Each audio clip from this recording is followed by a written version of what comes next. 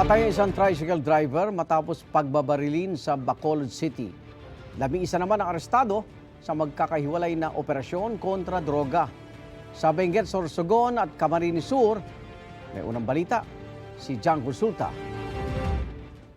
8 arestado sa bypass operation sa Naga City. Isa naman ang nakatakas. Ayon sa pulisya, nasa 120,000 pesos na halaga ng hininalang iligal na droga ang nakumpiska sa 6 na bahay na sinilbihan ng search warrant. Mangingisda sa Bulan, Sorsogon, nahulihan ng mga pulis ng 2 sachet ng umano'y shabu. Mahigit 1,000 piso ang halaga ng kontrabando. Hawak na ng pulisya ang suspect na wala pang pahayag.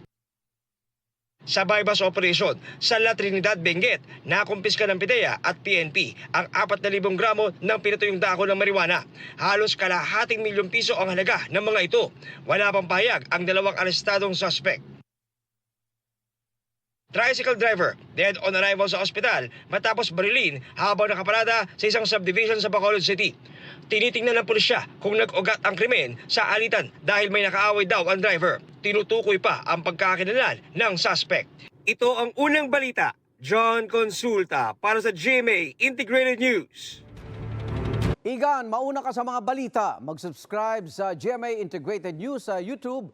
Sa mga kapuso abroad, subaybayan nyo kami sa GMA Pinoy TV at sa www.gmanews.tv.